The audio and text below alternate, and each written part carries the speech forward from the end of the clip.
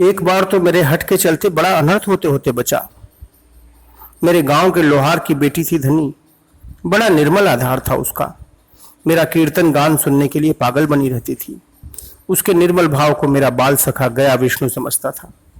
और यह जो बगीचे वाली मेरी माँ है ना, उसने लइकाई में ही उसकी आंखें खोल दी थी, अन्यथा उसकी रूप राशि को देख पहचान कैसे पाता।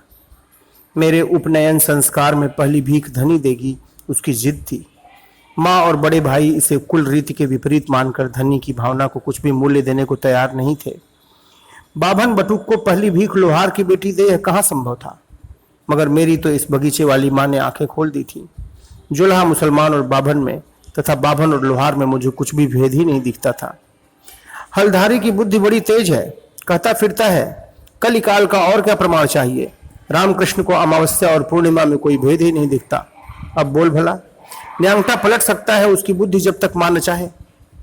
न्यांगटा को मांग ने बगीचे में दूर देश से बुलाया था, महज अपनी डीला पूरी करने के लिए, जैसे मुझे कामार पुकुर से और तुझे रामचंद्र दत्त के आंगन से अपने आंगन में खींच लाई थी। सो मैंने ठान लिया कि पहली भीख धनी ही देगी, तभी उपनयन संस्कार के लिए बैठूंगा। सोच मेरी जननी की कैसी मनोदशा रही होगी। मगर मैं लाचार था रे लेटो।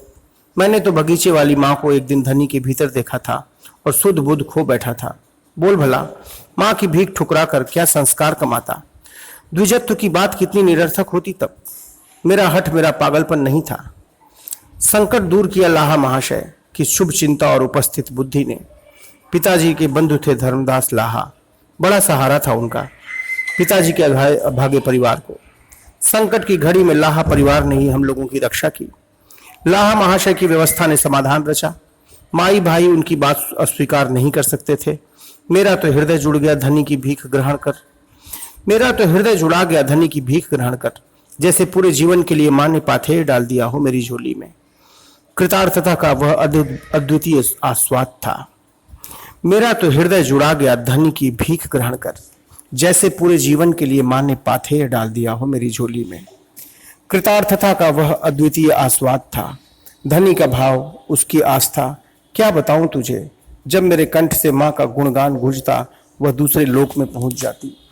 सकल तोमार इच्छा, इच्छा मई तारा तुमी, तोमार कर्म तुमी करो मां, लोके बोले करी आमी। पंके बद्ध करो कि पंगुरे लंघाओ गिरी, कारे दाओ मां ब्रह्मपद कारे करो अधोगामी।